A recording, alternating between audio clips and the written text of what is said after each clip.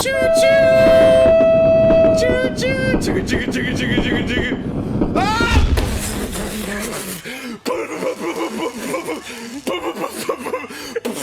Millions are dead! I'm good. Hello, how are you? I'm doing good. Ready for round two. Yeah, hopefully shit doesn't go wrong this fucking time. Oh man. I knew I should have goddamn. I should have been recording on my end. I usually do that with this sort of thing, but I was like, it'll be fine for this one time. One time I don't do it. Files lost. Nah, that was my fault because I could have fucking uploaded it somewhere else like Mediafire or Google Drive, but I didn't because I was busy with other stuff, so... If it makes you feel any better regarding that, I've done the exact same mistake in the past. Years ago, I had recorded a video with the missus, and it was supposed to go up. I delayed on it, and then apparently it got deleted at one point, and that video is just a mystery. It's in the void now. Oh no. So, yeah, I know how you feel. Feels bad, man. Anyway, both of us were fucking wrong about the abilities coming with Heart of Deimos, and speaking of that, it actually got nerfed already, even though it hasn't come out yet. Yeah. So, big oof, in my opinion, on that part. From both of us, because at least I was under the impression that, they're not going to give us anything good. Oh, wait, we got Warcry, we got Roar, we got Eclipse. I'm like, oh, I feel like a fucking idiot now. And then... Me too, yeah. They nerfed it and it's not even released yet. Oh my god. Can't have any nice things, I swear. Yeah, the thing that worries me the most about that is that they didn't give us the values either. They were really vague on, what's the base value for Rhino War? 25%? I believe like so. Yeah, I'm wondering, they never said, it's down to like 15, it's down to 10. They never worded that. It didn't really surprise me that they nerfed it, because it was like, yes, let's take a frame like Valkyr, whose only good ability right now is Warcry, and let's just give it to every frame and make her completely redundant. So I was like, not surprising that they nerfed it. I'm actually surprised they didn't nerf it before and made it clear to us during TennoCon that they were going to be weaker. I'm actually surprised they didn't make that a thing in the first place, because they knew they were going to piss everyone off. Yeah, also, my mistake there, base value for Roar isn't 25, it's 50. It's 50? It's 50. What the fuck? I don't play enough Rhino. That's my bad. Neither do I. But not surprising, but also I think they should have seen that coming and probably done that before to rip off the Band-Aid quicker, I suppose. Yeah. Would be the right saying. The thing that doesn't really phase me all that much. Like, I expected that shit. What bothered me is the whole MR shit, because I don't know. I think I saw. I haven't seen your video, but I think I saw your video pointing it out. I haven't seen it. I don't know how you feel about that, but it was an odd decision to lower the MR requirement. Yeah, in my personal opinion, and I have seen others who say like 8's too low, 10 or 12 would be better. My opinion, 15 was perfectly fine, because they explicitly said in TennoCon that the Hellman system was going to be not new player friendly, intended for experienced players. Lo and behold, they lowered the requirement down to MR8, which even if you put in like 4 hours per day on Warframe, you could hit MR8 easily in less than a month. That's not really experienced, because as everyone knows, the new player experience, even though the updated one is coming with Heart of Deimos, it's traditionally been bad, even with the rework that's coming, because the tutorials don't really do that much to explain anything to the player, so oftentimes you have to end up going back and forth between a game and the wiki. So yeah. I've seen even high MR players, quote-unquote, above MR20 still don't know shit, and have to often resort to going back and forth from the wiki and stuff. So experienced and MR8 in the same sentence is just a mega lull. Yeah, it's really freaking silly. And it's funny because you bring it up when you said, oh yeah, you can reach this MR level like easily and not a long time at all. I can vouch for you on that, because this video is going to be out by the time your podcast comes out, so I'm just going to say it. The thing that I'm working on that you were asking about before, like, what's that fucking project work on? I am doing a complete run of the star chart using only the Stug as a weapon. Why? On a new account. So no mods, going through the game as a complete base player, going through all the quests that I need to. I just want to see if it's possible. But is it just to meme on Tube, or because the Stug really is that bad? I wanted to. It's it sounded like a very stupid project to do in the long run as a secondary project, because I was getting burnt out on video editing, and I was like, what can I do to spice things up? And I was watching some Mitten Squad videos. I don't know if you've seen his videos, but I haven't. Mitten Squad is a dude who does like challenge runs of shit like Skyrim, Oblivion, Fallout, shit like that. Like, he beat Fallout games with only a Kami Whacker, for example, which is like a really weak weapon. Yeah, he's really fucking great. If you haven't seen this shit, it's really fucking great. I am wholeheartedly ripping him off for this fucking video. I'm just saying that. All right, I put that out in the beginning of the fucking video. It's a really great format. But anyways, getting back to what I was talking about, the reason I bring this up in the first place, because I'm starting a new account, I have to get up in the MR because Stug is locked behind MR. There's some nodes that are locked behind MR, and MR is not directly related to how experienced you are in the game, because I could easily, if I really wanted to, I'm not doing this, but I could easily get friends to taxi me to fucking Hydron and level every single weapon I get. Mind you, I'm not using any of them, except the Stug. I could be MR 16 and have 0 experience with anything other than one weapon, because that's how broken the fucking MR system is. It doesn't dictate how well you know the game. It dictates how well you know leveling, essentially. Basically. Yeah, that's the entire reason I backed you up. I am currently MR4 on that account, and not counting the days that I've taken breaks from the run, I probably got to MR4 in a little over a week, and I could probably do it faster. And mind you, this is on a challenge run. If I was actually leveling weapons like I should be, because I can't use weapons, I have to run spy vaults over and over to level them. But if I was actually running an account like I should be, I could probably be MR4, 5, 6, way under a fucking week. And that's kind of my issue with Master Rank in general, is that it's not a good baseline for player skill. I always thought it should be something different than just, hey, your MR goes up based on how many weapons you leveled. I don't have an answer, a solution to that. Like, I don't know how it should go up other than that. Maybe it's hard locked to how much time you put into the game. I don't know. But yeah, lowering the MR, in my opinion, all it's going to do is that it's just going to introduce more clutter to new players, and they already have so much shit they have to focus on in the first place. What if they decided to use MR to intentionally space out content? Like, for example, since both the open worlds that we have right now for Plains of Eidolon and Fortuna, both of them can be unlocked pretty early from Venus and Earth. So just make it so Plains of Eidolon, just leave it as is, no MR requirement at all. Fortuna, lock it off behind fucking MR 6 or 7 gate. Deimos, lock it behind MR, whatever the fuck. Just keep locking different things behind MR. That way a player is sort of incentivized to actually level stuff instead of just breezing through everything that's existing to them, because there's really nothing that requires quote-unquote high MR, because I think, at least according to the wiki, once you hit MR 15, you basically unlock all the content in the game, with the exception of a few Riven mod requirements. Yeah. Regarding locking everything off, that's fine for the way they're currently handling MR, but I honestly think that they'd be better off just rehauling how MR progresses in the first place, because you said, oh, they should lock shit off at higher MR requirements so that people have time to have a decent time with the game and understand how it works. But like I said before, you can easily boost the fuck out of your MR requirement without having any idea of what you're doing. My girlfriend, she knows how to play the game. That's kind of sounds like a jab at her, but fucking her MR is probably way higher than it should be, because I constantly took her to Hydron whenever she needed to get something leveled up. And you know, she's a veteran, she knows how to play the game. But imagine if she was like a new player that had just gotten into the game and her MR was just boosted way out the ass just because she leveled weapons. But again, I don't have a solution to how to rework MR and how to make sure that players know what the fuck they're doing. My original idea was to make it so that your MR goes up as you finish quests. And that way, because, you know, you go through quests and it full on makes you learn something. You have to do a quest to get to certain parts of the star chart and junctions and shit. But the problem is that there's not enough quests. And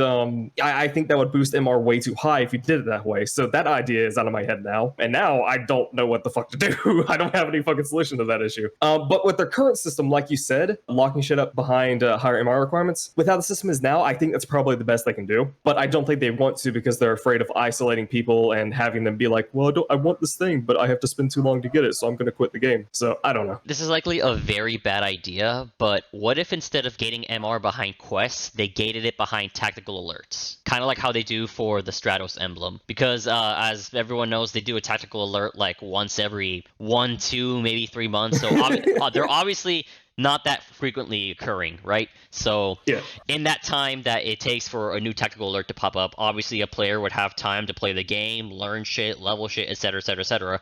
And by the time a tactical alert comes around, which again doesn't really happen that often, they would already, in the time it takes for the next one to come, somewhat learn something new about the game, if anything at all. That way, the time it takes to actually level your MR through a tactical alert, you could definitively say you at least improved your knowledge somewhat, if not your skill. Yeah. The whole tactical alert thing, it's hard for me to give my opinion on that, because DE is really sporadic with when they put out a tactical alert. When was the last tactical alert after Scarlet Spear? Do you remember what the last tactical alert for what that was? I can't remember. I believe the last tactical alert was Hallowed Flame, the one that was with the Zealoid things. Oh shit, you're right. Holy fuck, that was a long time ago. Yeah, I guess that kind of. Unless you want to count the rerun of Dog Days. I guess I can count, but Dog Days. Fucking yeah. I don't know. MR is just so fucked right now. It needs a different. Did you? I'm cutting myself off at every corner because my brain is running at 500 miles per hour. Did you fucking see? All right, so the helmet system is currently locked behind MR8. Yeah. Yeah. When I was doing my stuck run, I needed to get some Iatan slot and get some endo for my mods. And I was like, hang on a minute, where the fuck is the auto slot button for the Iatan statues? Why is it not here? Did they fucking glitch that for some reason? And then I asked Stab, and then he looked into it and he said apparently that quality of life is locked behind MR10. Oh yeah, I saw that meme floating around. Which is above the helmet system at MR8. So I was like, hold the fuck up. I'm going to have access to an in-game system where I can choose any, well, not any ability, but an ability from any frame and put it anywhere I want. I could potentially break a frame like Grendel and have him unusable. And I get a quality of life change, 2 MR changes after that, or MR levels after that. That, I had no idea that was a thing because I've been beyond MR10 for so fucking long. But yeah, why the fuck is auto-slotting Iatans, why is that behind the fucking thing?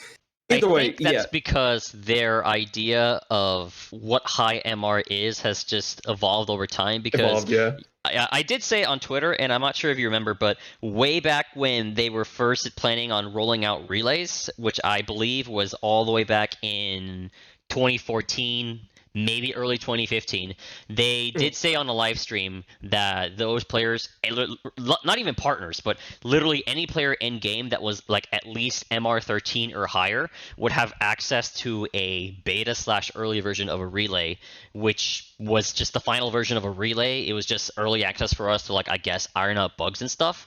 That had a solid MR13 requirement, and I explicitly remember it was 13 because at the time I was around 11 or 12 because that was when I was just getting into Warframe for like the first time ever, and I was a little bit mad that I wasn't able to go into the relays. So I know the requirement was 13, and that just suddenly came back to me when they announced that they were reducing the requirement for Helminth from 15 down to 8. I'm like, hold the fucking phone. So a quote-unquote end-game mechanic that lets you basically customize any ability you want for a Warframe has a lower requirement than a trading hub. Yeah. Why? I gotta be honest. I think DE forgot they did the auto Iatan install behind MR10. I think they completely forgot they did that in the first place. I'm pretty sure they've forgotten a lot of things, like the Laverian. I mean, the stories and shit, that's cool and all, but I thought they were already doing stories in the Sanctuary. Like, when they released the Sanctuary for the first time, they made us do Sanctuary target scanning and stuff. Then when the entire community scanned a certain amount, they would unlock, like, a little new story for each mob in the Sanctuary. They stopped doing that after a while. And in my opinion, they could have just somewhat merged the Sanctuary and Laverian together to, like, you know, make some sense of that, but I don't know. Yeah, DE's weird with that sort of shit. When they introduce like new ways to deliver lore and shit, they have a tendency to introduce a method of giving you lore, and then they tend to forget about it and then try something else, and that just gets left in the game. They do that with characters a lot too when it comes to lore. They will introduce a character for the express purpose of pushing lore forward, and then never use them again in regards to the lore. Like Dr. Tengu, the guy who released the Infested into the Orkin system. Yep. Never brought up again, as far as I know, after the Once a Week quest. Never again mentioned, or was it Once a Week? I can't remember. I always forget her name, but the lady that is related, not related, but interacted with Rel a lot. Harrow, the Chains of Harrow quest. Palladino? Palladino. Never done anything with her in terms of lore ever. New local lady, she got one quest, the Titania quest, never mentioned again. And D does that a lot with their fucking lore, but anyways. Yeah, everything's a one-off. That's the primary thing I don't like about their lore. It's just everything is a one-off. It's like a fucking filler episode in anime. This one character comes in and they're just gone forever after that. Yeah, it's like how Naruto does filler movies where so much cool shit happens, but it's like, oh yeah, it's not canon, so everything you just watch is fucking pointless. It's like, I mean, it was cool, but what was the point of it then? Fucking I think D has like not in terms of gameplay design, but in terms of lore, they have a very similar mindset with Star Citizen, where the game director in that game, they always want to introduce new shit and then immediately go to something else and forget about it. It's like, hey, let's introduce this character, and then okay, we did that.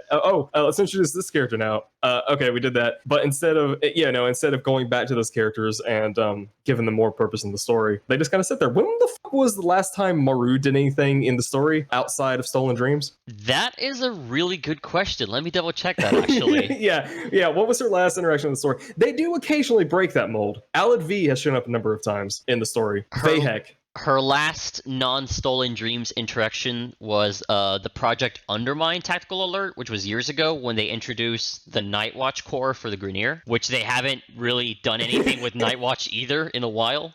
Yeah, fucking... Yeah, that's something that I wish they would like focus on more. They need to right now their story weave is like it's like a tree and branches are going off every which way and they're ending. But it needs to all weave into one central thing. But that's something for a future time. They'll have to sort that out in the future. I was gonna say something outside of the story, but I can't remember. I mean, unless you want to count the weekly Maru quest as interaction, but no, because that if you count that, then you could say that Emperor Palatine, you could say she is still part of the story because you go to her to get a ribbon every week. But, I was aware she could do that, but I've never actually gotten one from her. Yeah, I completely forgot you could do that as well. Yeah. It's a lot easier now because you can get ribbon slivers very easily in fucking Steel Path. But yeah, what the fuck was I gonna say? I can't remember. Oh fuck, I remember. It was going back to the helmet system. So yeah, the whole locking it behind MR8 thing. If they're gonna do that, then fucking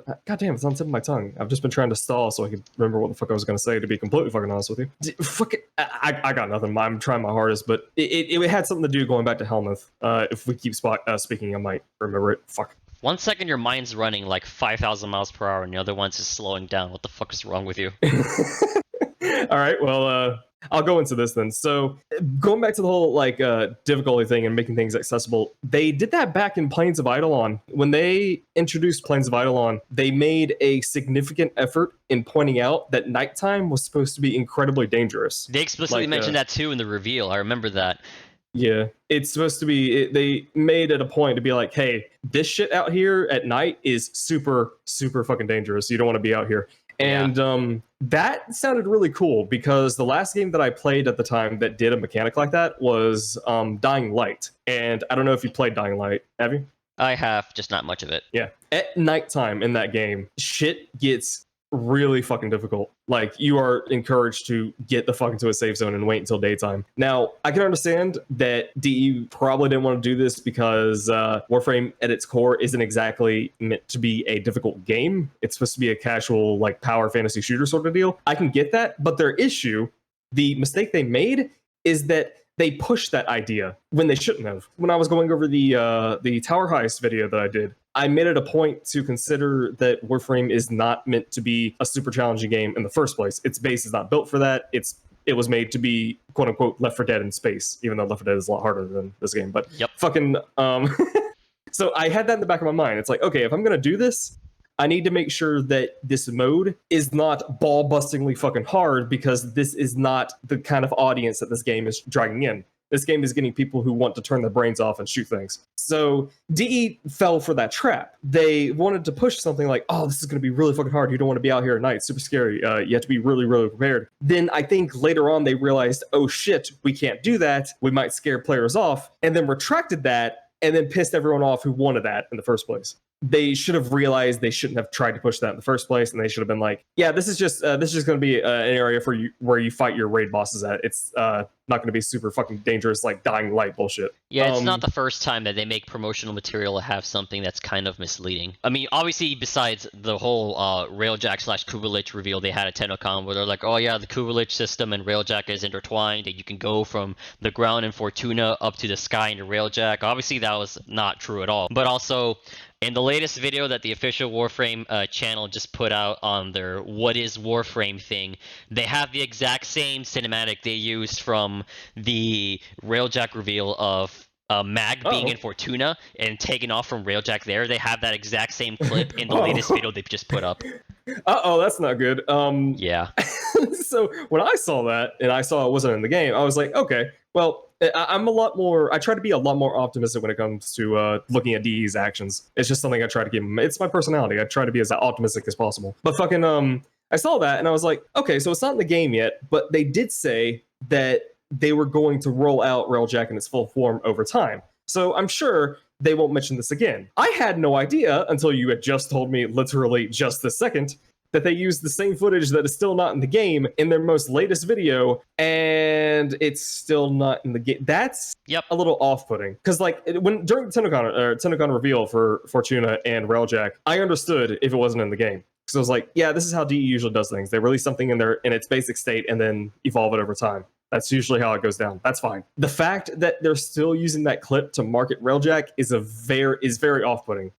They're supposed to roll that out along with Squad Wink, Squad Link, Squad Link sometime in the future. Don't know when, probably 8 years from now. I don't know. But they really shouldn't be using that fucking clip to advertise Railjack. Railjack is not in the best state right now. Yeah. That video is actually kind of being bombarded with dislikes right now, actually. Is it? Yeah, right now it's sitting ratio of 809 to 507. Oh, fuck, dude. Yeah, the comment section is kind of a shit show, actually. Fucking shit, Railjack. Yeah. I actually like how Railjack plays. I just don't think there's any I don't think there's any sustain to it right now. There's no reason to fucking play it at the moment. Oh, absolutely not. When I was talking to Mr. Warframe guy, I asked him something similar about Railjack, about how he feels about it. He was like, I haven't really played it besides for memes, obviously. But otherwise, literally, the only thing that's keeping him going in Warframe right now, besides obviously just being excited for Heart of Deimos coming out soon, is just making silly builds. That's it. Yeah. Like, well, he's gonna have a lot. He's gonna have a lot more of that when the helmet system comes out because he'll have infinite builds to fuck with. Yeah, assuming he doesn't get fucked over again by another nerf or something. Yeah. But yeah, fucking Railjack. I think the reason I liked its core gameplay so much is that one person couldn't just insta-carry everyone through the fucking mission types. I remember having an issue with that in Warframe in general, where like, I'm gonna play this video game. Oh, what's this? Oh, it's an exterminate. I'm gonna go in there, and then players dropped in there with like a min-max fucking Saren or Hildren with her maxed out level 3. And they're just walking through the fucking tile, and the player is like, "Hang on a minute, what the fuck am I supposed to do?" Just fucking. That's actually why raids not being in the game still is such a disappointment, because raids were like one of the few things where teammates actually had to work together. Mm-hmm. And Railjack kind of sort of reintroduced that by being like, "Oh hey, players in the ship, shoot this thing. Players in the thing, go in there and do this. You can do it solo, but it's a lot slower." And I was like, that's cool. That's cool. Like encouraging people to like work together and shit. I actually really like that, because having difficulty be based solely around high levels is really difficult to do in a game about power fantasy. Going back to the whole, it's very difficult to have difficulty in this game. And Railjack, when it was first announced, it was like, hey, we're gonna bring some semblance of teamwork back to the game, and they haven't done anything with it recently. I'm sure they will. Again, I'm an optimistic son of a bitch, but I'm sure they will. It has to happen soon. I'm more curious about the command intrinsic that's still not here yet, because obviously they did say the command intrinsic would basically just be AI teammates for your Railjack. I think Steve said something before that you could hire like people from Fortuna or from the planes to like basically be like your crewmates or whatever the fuck. I'm kind of curious how that's going to play out, because if it's AI teammates like from early 2008 games that basically just have aimbots 24/7, then that's obviously yeah, Unga Bunga, I guess that's a good term of saying it. But then yes, obviously it's going to trivialize solo content, and it's basically going to make playing with other people completely pointless if AI teammates are strictly better than actual teammates. But if they're like in-game Spectre AI level of skill, I don't think I'm going to bother putting anything into command intrinsic unless it gives some actual bonus to it. Like, oh, if you're playing with at least one AI teammate, you get like plus 20% damage for every teammate you have, or something like that. This whole conversation involving like the command intrinsic, it's really difficult to please everyone, because there's a ton of solo players in Warframe. A lot of people like, I want to play this game solo. So many fucking people play this game solo, which is fine. But because there's a pool of players that want to play things solo and a group of people who want to play things with multiplayer and have like some sort of teamwork, it creates a divide, and DE has to pick a side in that. in that regards, or like switch sides every few updates or so. Do one thing for one side and do one thing for the other side. I remember that conflict existing when raids were a thing. I specifically remember people being like, I don't want to do raids because I'm a solo player and I'm missing out on arcanes. And when they introduced Eidolons, I was hearing the same thing. Like, I don't want to do Eidolons, people toxic, I don't want to play with other people. So me saying that I want Railjax to work like that is probably going to piss off a group of people who don't want it to work like that because they want to play solo. And there's nothing I can do about that. That's just my fucking opinion. And that's kind of how I want raids to come back. I want raids to come back. And did you ever... I can't remember if you ever had experience with raids or not. I did, mostly with Law of Retribution, though. I didn't really touch Jorda's Verdict. Me neither. That's fine. That's fine. Yeah, so that old raid, it wasn't the best implementation of teamwork, but it had something. Like, do you remember the battery that you had to carry? Yes. That constantly drained your energy. You had to carry it one place to the other, and Yes. it encouraged people to either encouraged people to swap carrying it or give you energy in some form or another. And then there was the whole platform puzzle where people had to like stand in certain platforms at the same time, whatever. That's cool because it's a form of challenge that challenges your teamwork, the people you're playing with, which is probably one of the very few forms of quote unquote difficulty this game can have outside of boosting levels for enemies out the ass. But when you do that, the solo players, the people who want to play the game solo, they feel left out. So DE has to keep jumping back and forth and providing things for each group of players. And I'm afraid raids are going to be boiled down to like just, I guess, glorified sorties. Yeah. Unga Bunga glorified sorties. I hope that doesn't happen. I know it's going to piss off solo players, but I got to be honest, there's a lot of solo content in the game right now. And if Command comes out, I should have said when, but now I'm being pessimistic, but fucking when Command comes out, that's also going to be a solo thing for Railjack. I don't know how you feel about it. Are you more of a solo player or a co-op player? Yeah. I could kind of get bullied a little bit by my clan for playing solo all the time, but I'm mostly a solo player. That's fine. That's fine. It's really fucking difficult to get a system in that pleases both sides. Like I have you as a solo player right now to be like, I don't want this. I want to be solo. And then there's me who wants to work with the team because I want this game to be a little bit more social than it is. I'm fine playing with other people. It's just I prefer doing solo because I can just play at my own pace instead of having to rely on other people. Also, random question. Do you know how accurate the global Steam achievement stats are for Warframe? I don't think they're super fucking accurate because yeah, because I was gonna say if these stats are just like completely off topic here, but if these stats are accurate, it's like some major what the fuck shit. Like the achievement for killing the boss in the Mercury planet and then getting to extraction, 12.3% of all players have it. Obtaining 5 warframes, 11.3% of all players have it. Fucking completing the sacrifice quest. You know how many people have this one? I'm gonna guess something like I'm guessing a single digit percentage. 6.4%. Fucking that meme achievement that Psycho Cinematics showed me a while back. Entering the dry dock, 4.7% of all players. You know what's fucking hilarious? I pulled up the global gameplay stats for the achievements. And fun fact, I don't know if you remember this, but I can tell you as a fact, because again, I'm playing a new account. The agent achievement, solve a cipher, you have to do that in the tutorial, and only 64% of people have done it. Wow. You have to do it in the tutorial to activate the extraction. And now, I understand that a portion of those players are people who have downloaded the game but never played it, because I believe the way that the gameplay stats work is that it doesn't take into account if you've played the game before. It just takes into account if you have the game in your library, and if you do, you're counted as a player. So 40%. You can. I guess what this means is that you could say that roughly 40% of people who've downloaded Warframe have never played it. Quite literally. Wow. And that's an issue on Steam Smart. They probably should make it so that things only count if you have like 2 hours in a game, maybe 1. Yeah, because I was going to say, there's absolutely no way these achievements are accurate. If so, then I guess the entire community is way more casual than I could have ever anticipated. Well, yeah, they're definitely fucking, definitely a fucking casual base, because that particular achievement, Agent, is a real exception, because that's essentially just logging into the game. But as you get lower and lower, the odds of these being players that actually play the game, not that they just have it in their library, the lower you get, the higher the chance these players just do not have the achievement, yet they play.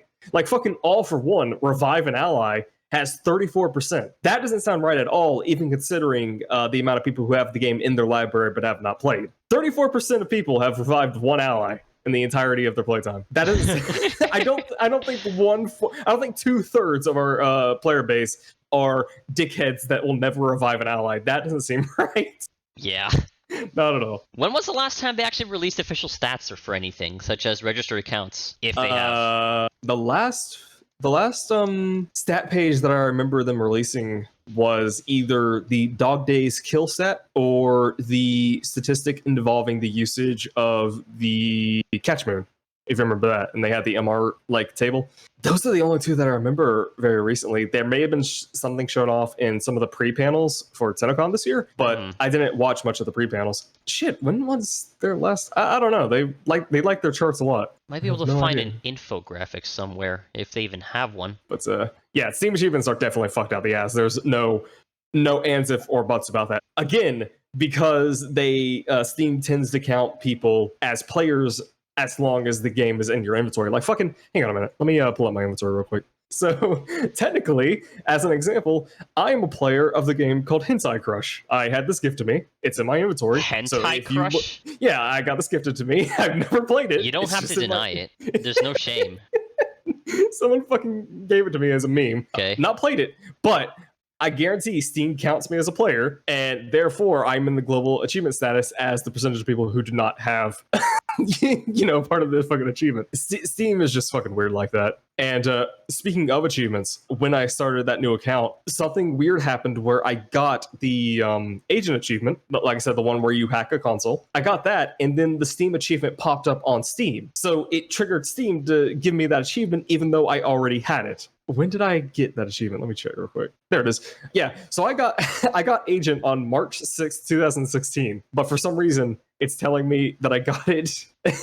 Yeah, for some reason, it's telling me that I fucking got this damn achievement literally 2 months ago when I started that account. Not sure why. And also, I don't even think March 6th, 2016 is accurate because I started playing in 2013. So, ooh. Definitely an older player than I am. I barely started coming around in 2014. Yeah. I think, actually, hang on a minute. I think the reason I only have this achievement in 2016 is because maybe the tutorial back then didn't have a cipher to solve, so it didn't have that achievement in the first place. Did it have a cipher to solve? Because I don't remember one. I can't remember. I know that when they reworked the tutorial, like years later, they added one in. So maybe that's why I have it in 2016 instead of 2013, but whatever. You don't pay attention to the list of upcoming features on the Warframe Wiki, do you? I personally do, just out of fun. The upcoming features on the Warframe Wiki, I've seen it, but the last time I saw it was, let me see if I remember what I saw from it. I only bring it up because I know that not having the Grineer buzzsaw just bothers you a shitload. Oh, it's like, yeah, how the fuck is that up? I thought you brought it up because the last time I saw it, it was saying, oh, this is coming soon to the game, when the game already had that item for 2 months by the time I was looking at that list. It wasn't updated at the time I was looking at it. Ah, here it is. I have it in my... I believe the last time they ever mentioned the Grineer buzzsaw was TennoCon 2017, which was July 2017. And then they mentioned it again in DevStream 101, which was November 2017, and that's the farthest back I can find that has like an actual reference to it. I just pulled up the page, and the thing that immediately made me a little bit sadder than the saw is the Sergeant rework, and then there's a question mark in parentheses next to it. It's like, will this boss actually become a boss? I don't know. As if we don't even know if it's coming or not. Oh, man. Oh, yeah. Oh, wait, no, I read that wrong. I was going to say, they still have the arm cannon here on the list, but no, they meant the infested arm cannon. Dual-wielding Makanas is still on here. When the fuck was that announced? DevStream 81, which was all the way back in 2016. we also still don't have the double trigger mode for melee. Haven't heard anything about that in you mean didn't they say that was going to be part of like Melee 3.0 or something like that? Like they're going to have like whack ass combos or something? Yes, they said that, And then later on, they said, we are decoupling that mechanic from Melee 3.0 and we'll introduce it later. So Melee 3.0, not counting that system, is here in its entirety, but that system, Double Trigger Mode, is not here, and we've not heard anything about it in many months now. Not even a whisper. Didn't they also say at some point, I don't know if it was before or after, that they were going to change energy melee channeling into some kind of like rage mode thing? Yeah, that's what I'm talking about. Oh, okay. Right. That's not, yeah. So I pulled up the page, and DevStream 121 was their last mention of this thing, apparently, according to the wiki. And DevStream 121 was December 21st, 2018. Fuck. I'm sure they've offhand mentioned it in like a home stream. What are they calling it now? I guess home stream. Yeah, fucking working from home stream or something. Yeah, like that. I'm sure they've offhandedly mentioned it during one of those. I have no fucking idea. I don't watch those. But yeah, I actually don't know anyone who watches working from home streams. Not to sound rude or anything, but because they just don't seem that very interesting, because even just scrolling through the fucking Warframe Twitch page right now, all the fucking home time streams are below 10k views. The highest one they've had so far was one that was a little under 2 weeks ago. Otherwise, TennoCon 2020 is their most viewed stream this year so far still. Yeah, so like I said, you weren't being rude. That's not even being rude. That's just how Warframe is when it comes to streaming it. Yeah, it's just boring. When you're streaming Warframe and you're not showing off anything new, aka you're not a developer, you're not a dev stream, unless you have a really likable personality, getting people to watch your shit is not easy. That's one of I've mentioned this numerous times in the past. That's why I want Stalker Mode. I fucking like Stalker Mode because it's a form of PvP that I would actually play, just so I could get my ass handed to me, because it's so much in the favor of the other four players. That would actually be interesting to stream because of the rare times that you would succeed. But yeah, Warframe is really difficult to fucking get people to watch in stream. So that's no slight to Reb and Megan at all. Not in the fucking slightest. Fucking hell, I struggled to stream Warframe unless it's specifically something new or something really stupid like the Spears of Destruction thing. Which yeah, I have. That's why I proposed in the past doing a drunk stream with you, Sabuchi, and the others, just for fucking shits and giggles. But given current COVID situations and shit, that's kind of put on the kibosh for now, which makes me a little bit sad, to be honest. Yeah.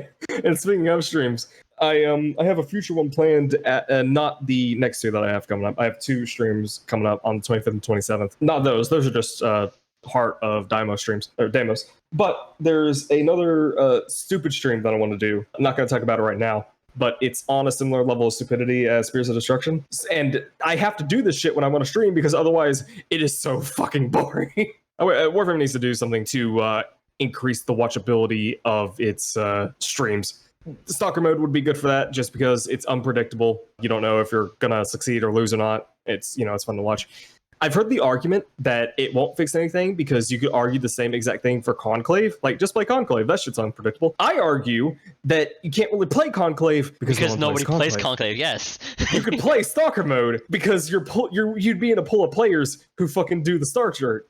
So it's like I get your argument, man, but fucking yeah, I would actually be able to play Stalker Mode and enjoy it. I feel like Stalker Mode would have its own fair share of problems, though, because if it puts you up against people who are just going through the star chart, doesn't that mean that newer players would get absolutely fucking wiped, especially if they don't know what they're doing? Yeah, that's why there's kind of a catch-22. If they put Stalker Mode in, I want it to be an opt-in system where if you want to be invaded, you're allowed to choose to be invaded, but it's turned off by default. So if you don't want to be invaded, you just don't tinker with it. The problem is that leads to a catch-22, where it can become another Conclave situation. People who don't want to be invaded outnumber the people who do want to be invaded, and therefore the pool of matches that you can invade into are limited, because most of the player base might turn it off. And it also means that if we make it so that players choose if they want to be invaded or not, the people who are going to turn that on are like master rank 25 gods who are walking around with fucking Grand Prime ribbons and shit, optical ribbons and shit.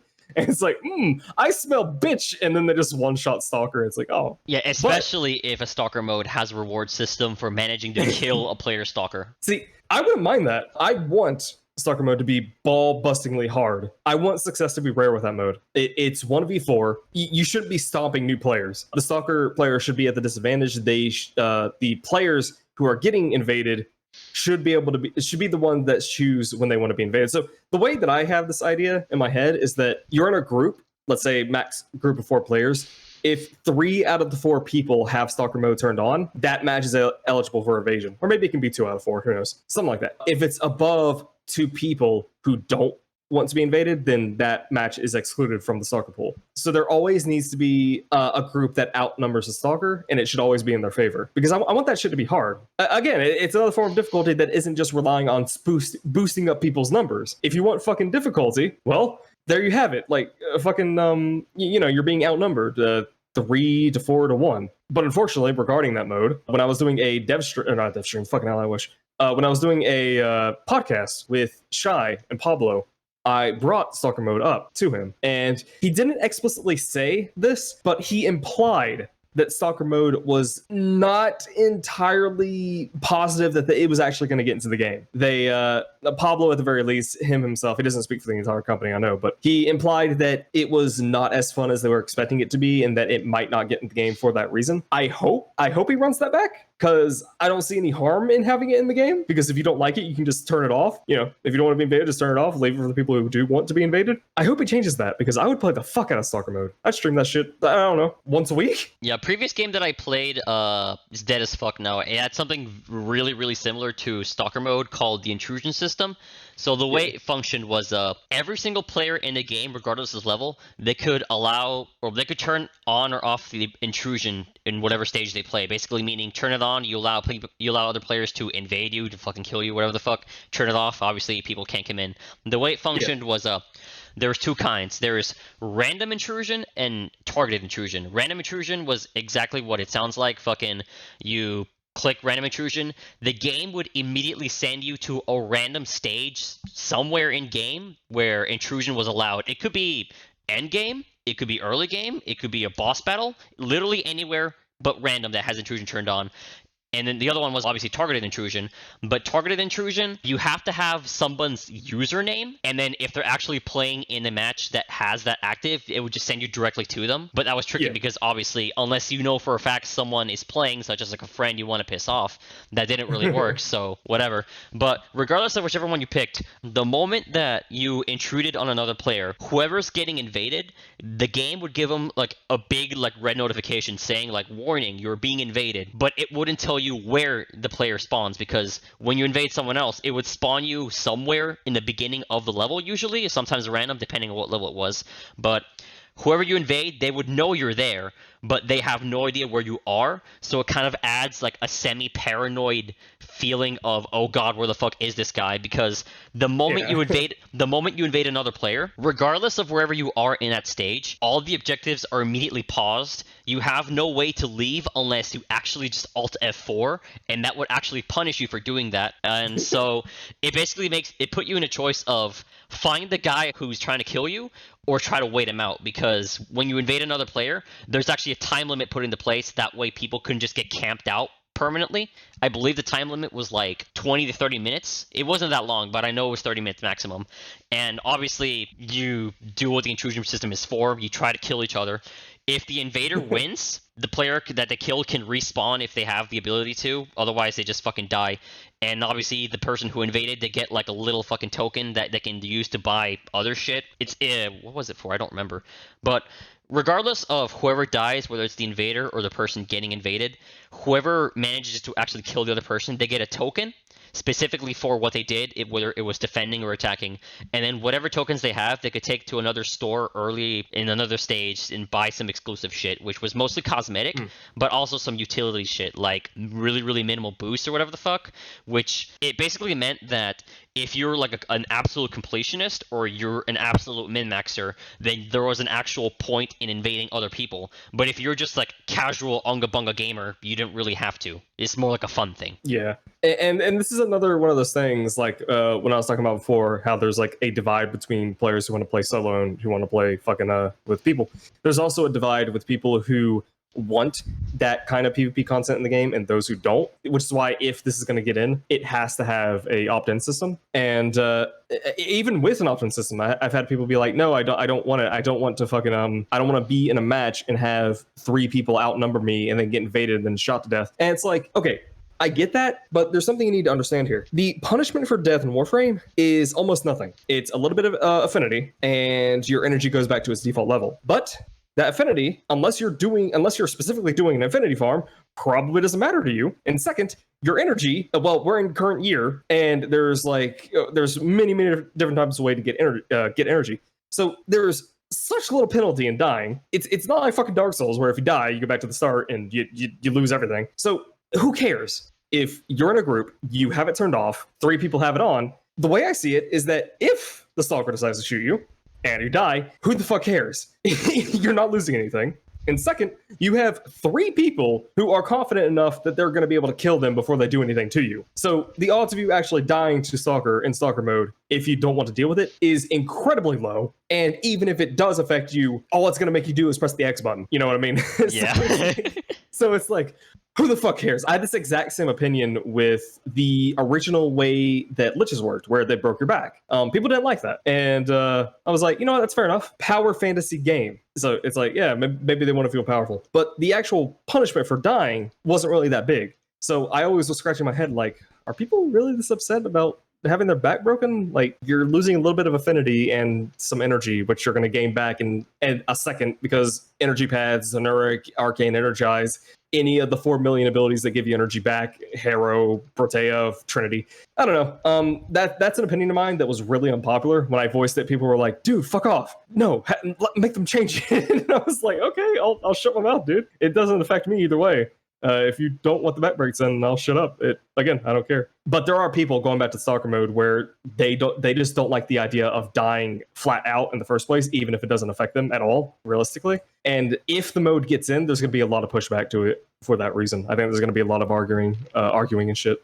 One thing I forgot to mention about intrusion mode is that although it had mostly just cosmetic items in the store for its token system, it also had meme weapons, if that makes any sense. Meme weapons. Okay, so the way it functioned was if you gathered like a shitload of tokens, like let's say 70 or something like that, so you'd have to kill 70 invaders or successfully invade and kill 70 people. Not 70 not 70 unique people. You could kill the same person several times and get tokens over and over and over.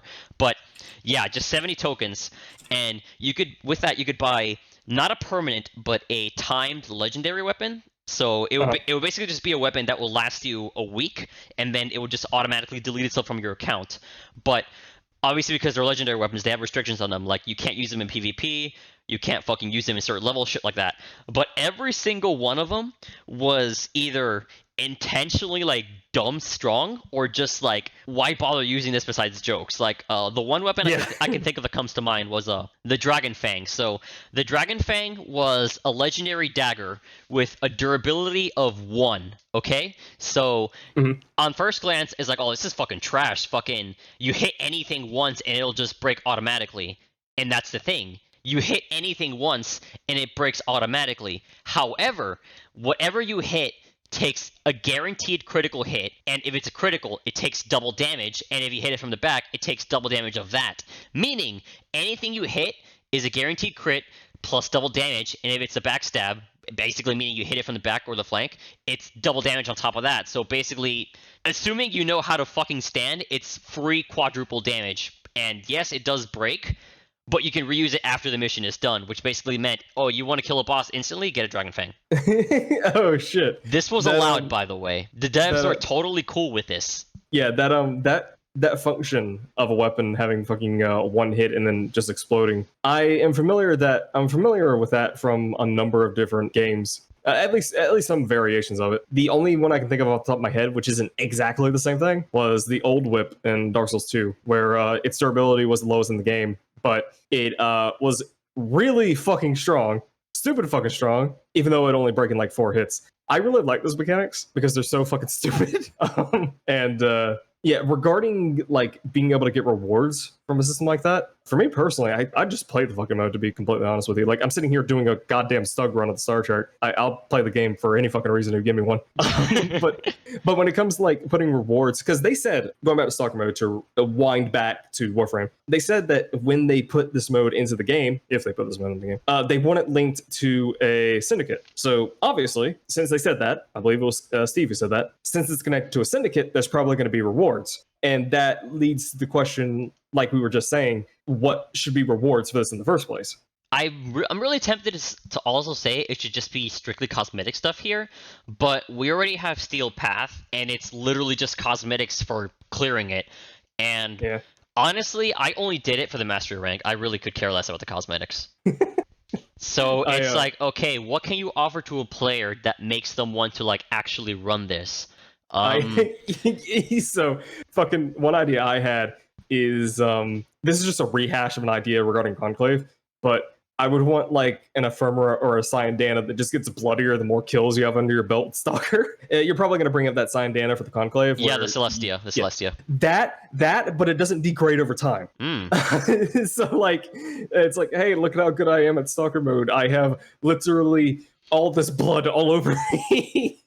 Or maybe it can decay. I don't know. How do you feel about the effect decaying over time? That Syandana? The Celest, or at least cosmetic effects decaying over time. I'm fine with that technically. It's just the way they did it with the Celestia one on Conclave. I'm not a fan of it because obviously no one plays a Conclave, so trying to refresh that over and over just seems like a pain, if anything.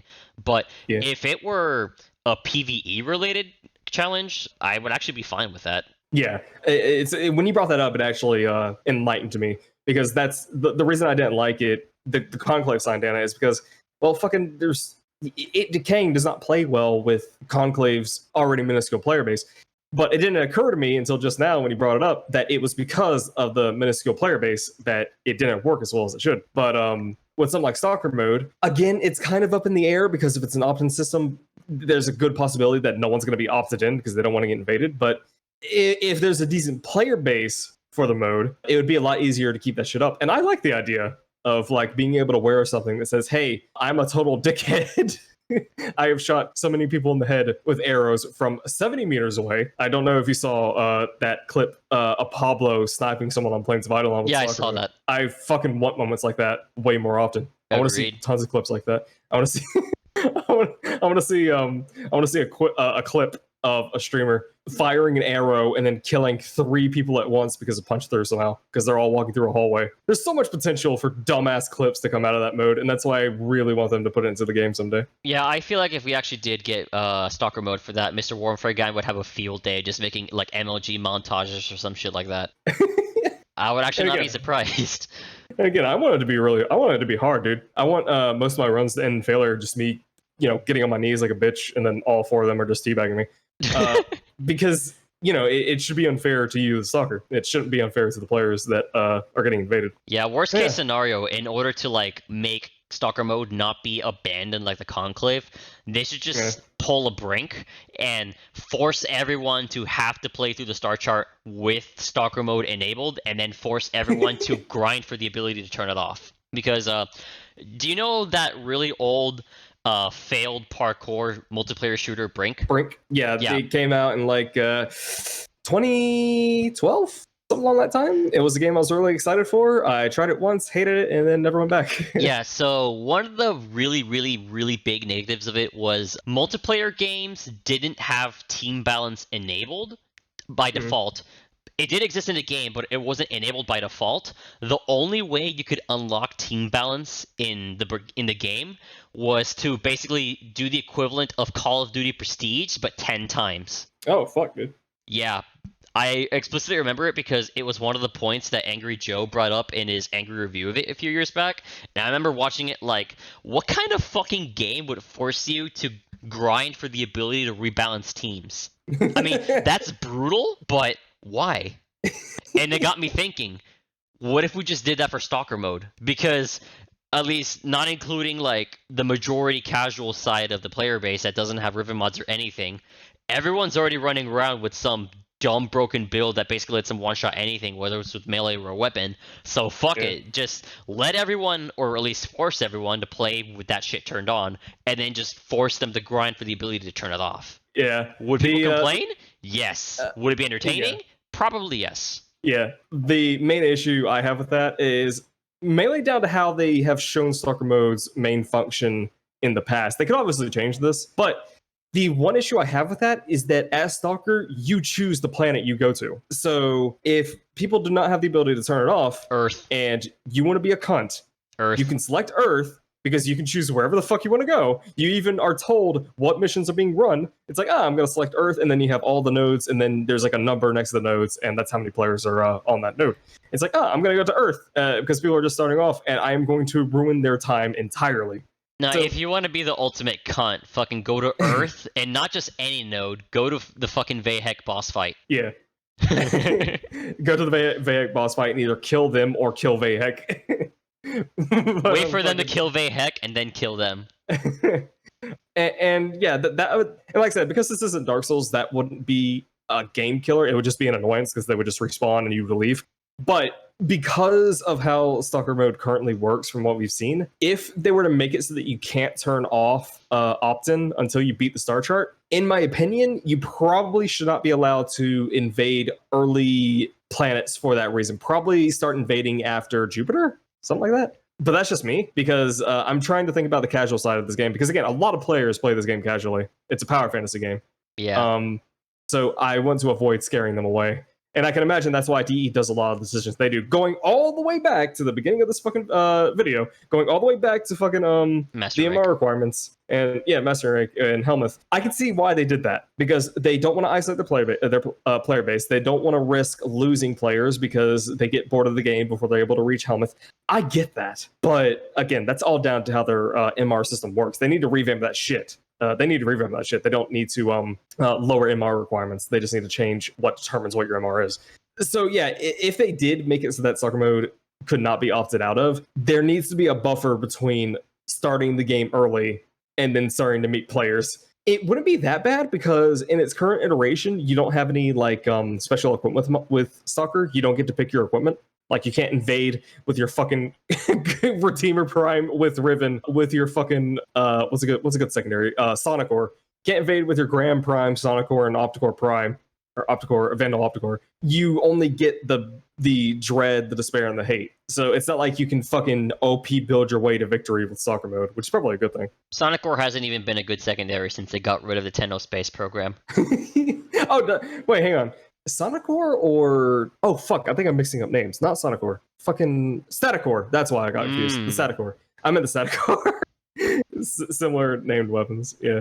Fuck it. Yeah, just imagine a Stalker coming into a game mode with a Grand Prime, Redeemer Prime, Static Ore, and an Opticore Vandal. It's like, no one is allowed to live today. Honestly, fucking, if they just really want to just say fuck it completely to Stalker mode, just make it so when you invade someone in Stalker mode, everyone's stats just get turned up like 1,000%, and Stalker's allowed to bring in like the most retarded weapons possible.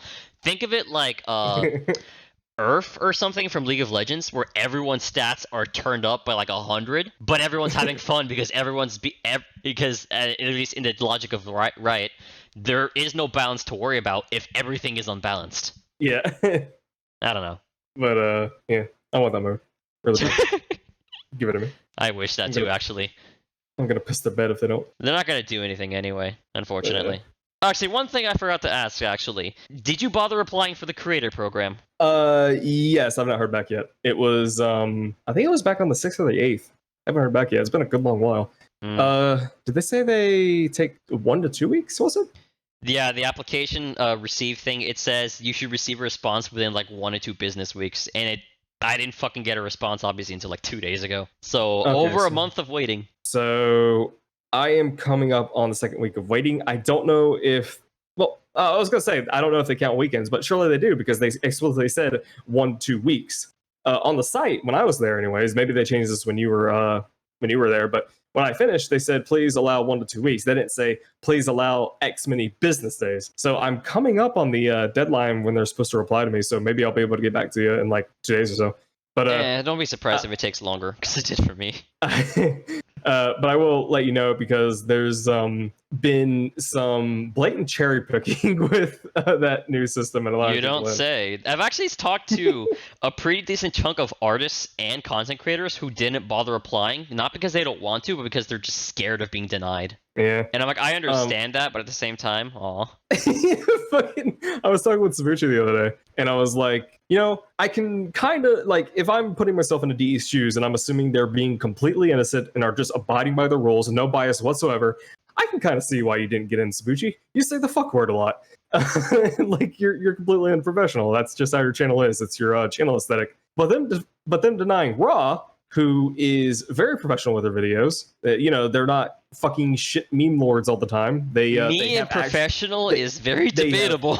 Well, hang on. The reason that I word it that way is because you have actual discussions about the game, whether they're negative or positive. It's like, let's talk about this in this game. Let's talk about this game. Let's talk about this in this game. Sabuchi's content is like, haha, look at this frame ass butt fart. like fucking, you know what I mean. When I say professional, I mean like your content is more about the game than what Sabuchi says. And I was like, okay, Sabuchi, if I'm trying to put myself in their shoes and I'm assuming they have zero bias, I can understand you not getting in. But Raw, that seems like blatant cherry picking, because he discusses the game more for the game itself. So it struck me as very odd that you didn't get into the program if indeed they're trying to say that bias has nothing to do with it. Now, if bias has something to do with it, then it's completely fucking obvious why you didn't get in. But they're trying to say that it has nothing to do with that, and I'm not sure I buy it. I don't exactly disagree with you. I think I would rather just say a pretty considerable number of people that don't like me would disagree with you. Yeah, probably. I'm more concerned for everyone else I know who I'm personally expecting them to make it, like fucking Ashitake Tenno, who took him like 12 tries to get in. Then he finally got accepted to the partner program. Oh, whoops, never mind. Barely a partner for a year. That shit's got fucking shut down now. Oh man, if they deny him again, I'm gonna be mad. The same thing for Mr. Warframe Guy, because I explicitly remember asking Mr. Warframe Guy, like, hey, are you gonna apply for the program? And he's like, I don't know if I want to or not.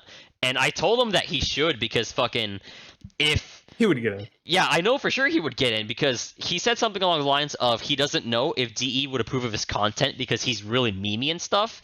And I just basically said, DE fucking fanboys over Shy, who's easily one of the most popular content creators, and she's a shit poster too. So yeah. If they don't let you in, that just speaks volumes for me. Yeah, fucking Mr. Warframe Guy would absolutely fucking get in, because Mr. Warframe Guy tends to keep his nose out of a lot of negative drama. Yeah. I don't know if you noticed. Yeah. He's just not the kind of person who wants to get into that shit. And I'm kind of similar. I kind of try to stay out of drama just because it's like, what am I going to add to this? But fucking, he takes it to a whole different level. I associate with you and Sabuchi a lot, and I have my own negative opinions about the game, and I voice them pretty often. In terms of a spectrum, you and Sabuchi are at the top when it comes to criticalizations and like really getting on the DE's case about shit. You and him are at the very top of that list. I'm in the middle. I'll occasionally talk about shit that I don't like all that much, but if there's drama going off between partners and shit like that, I try to stay out of that, and I give DE the benefit of the doubt. Yeah, as a joke, Mr. Warframe. As a joke, I and other people refer to you as the chaotic good of Warframe. I didn't know that. Yeah. So, Mr. Warframe Guy, he's farther up the optimism scale. I very rarely hear about him talking about the things he hates about the game. He pushes that shit away and then focuses on what he enjoys. I wish I could do that more, personally, but my mind is not wired like that. So if he doesn't get in, that's surprising. If I get in and he doesn't, I'm leaving. And you have that on fucking record. If I get in and he's rejected, I'm leaving, because that makes zero fucking sense.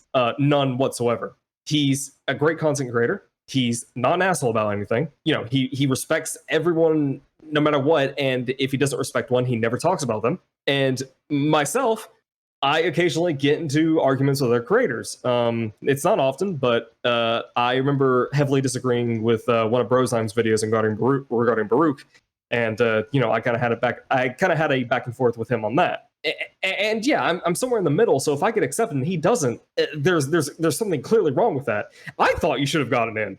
Obviously, I know they don't like you, but again, their fucking page for the creator program explicitly says that they're looking at the content itself, not the person behind it. As long as it's professional content and it's not, Sabuchi level. Yeah. One issue I have is that in the rejection letter they give, they don't specify what it is that you can improve yourself on, or like what it is that breaks it. They just say, oh, you don't meet the requirements. It's like, okay, could you elaborate maybe? Like, what could I do to like make myself better?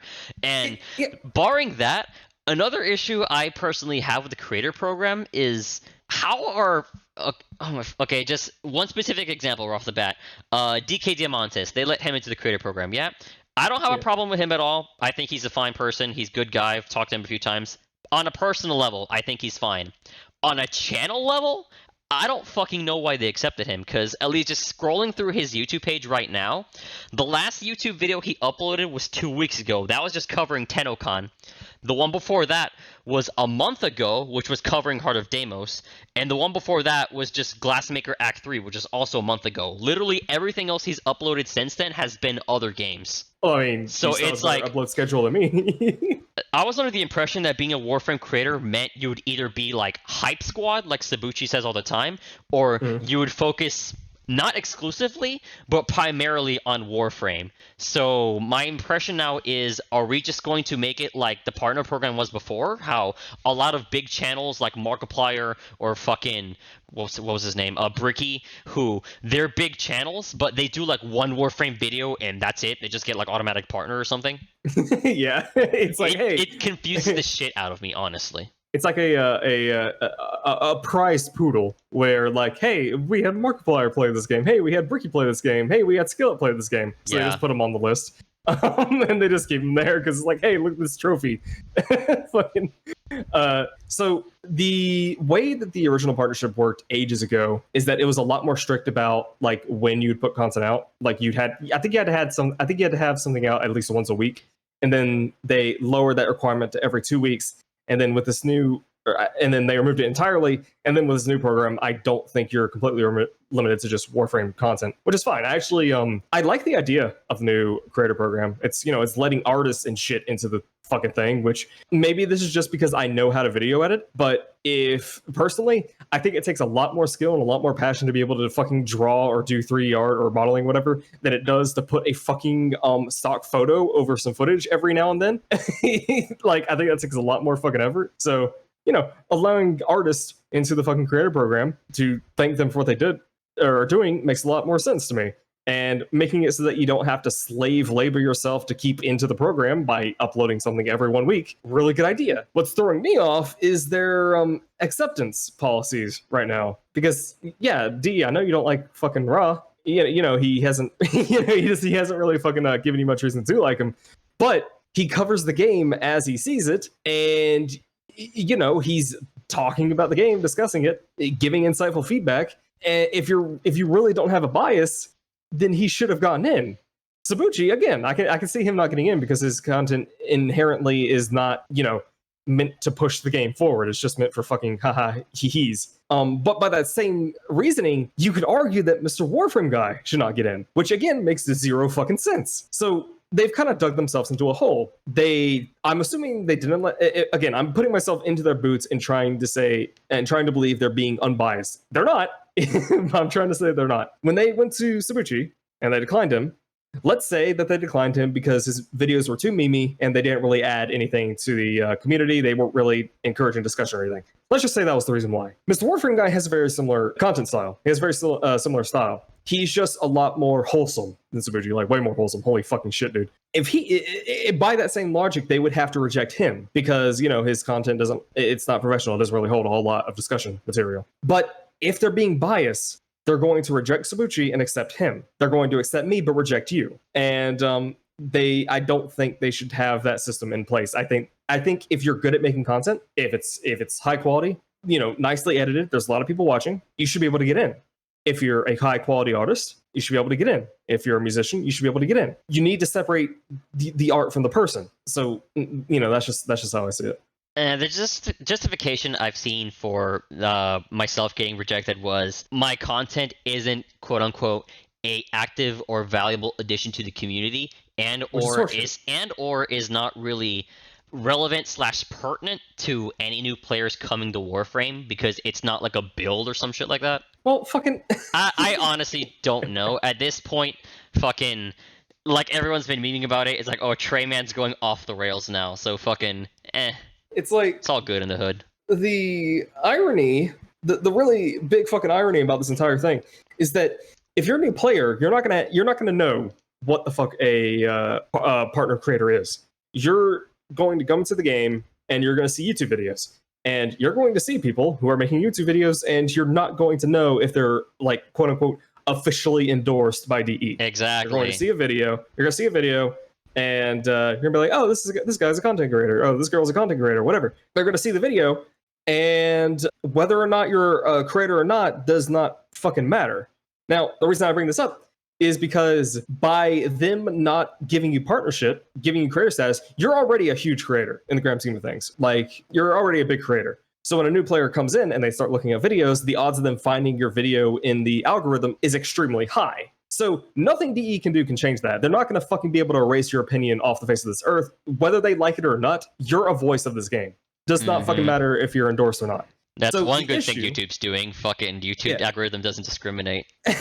So the issue that DE has dealt with themselves is that by rejecting you, they have just further reinforced your idea that you can do whatever you want and go after them even harder, and there's nothing they can do about people seeing your content more. The smart thing to do, even though I don't think you would fall for this, but the smart thing would be to accept you and the mindset would be, if we accept Ra, he might be more lenient on what we release because he might want to stay in the program. Again, you probably wouldn't do that. Nah. But I've actually seen jokes about that.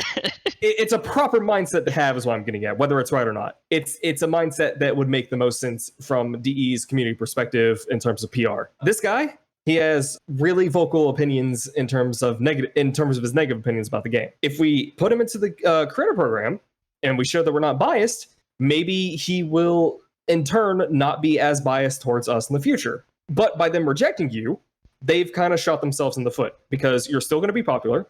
The algorithm is still going to feed videos to new players. People are still going to see you. People aren't going to know whether or not you're official or not. So it doesn't matter if they accept you or not. I think they should have accepted you for no other reason than to show that they're not biased, because they get no benefit whatsoever by not allowing you in.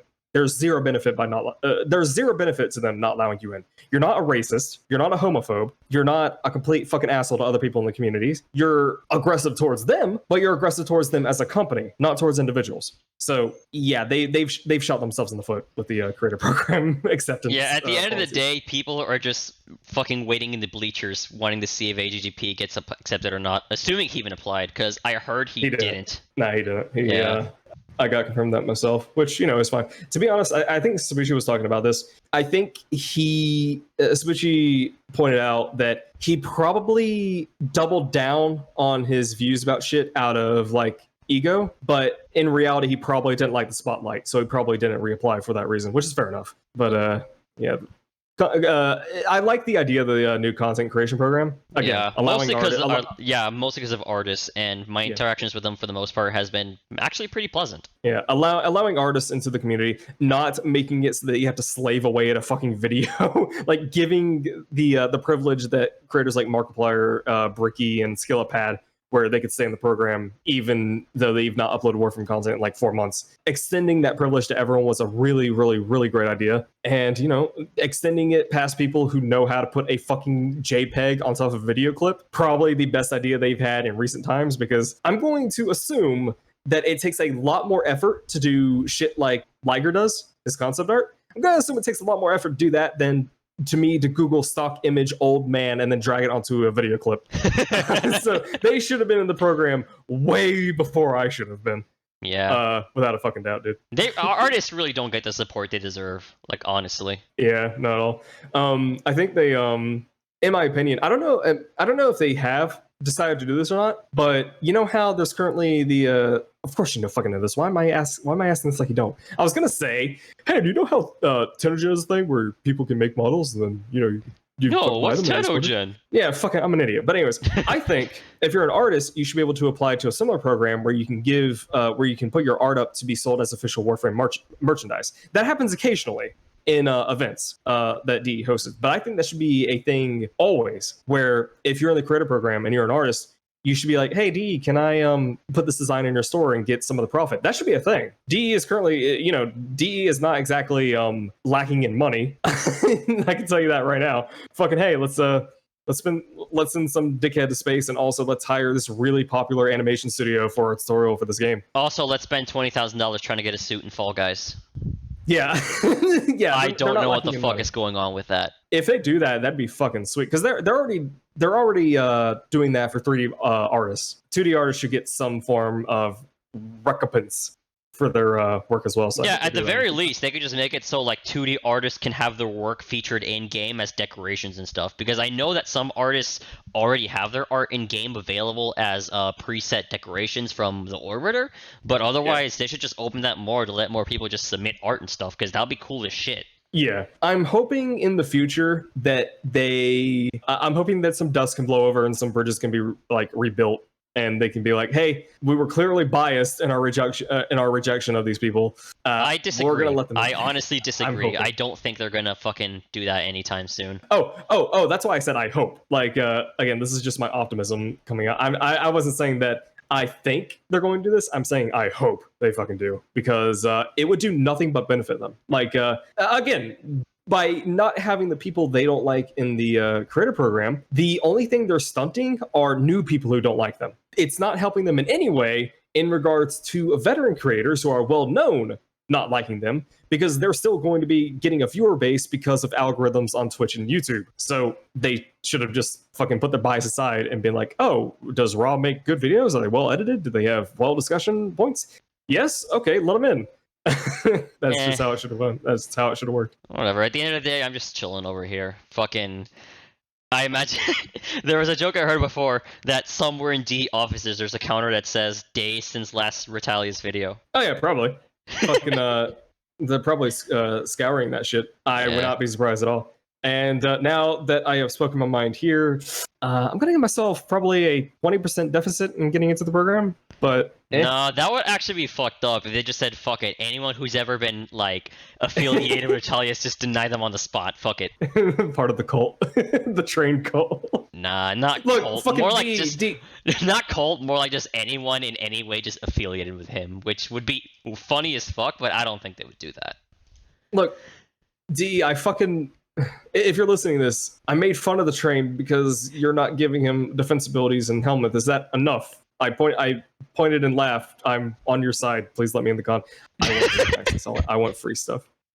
I'm lazy. Please give me all the free stuff. Fucking lazy motherfucker.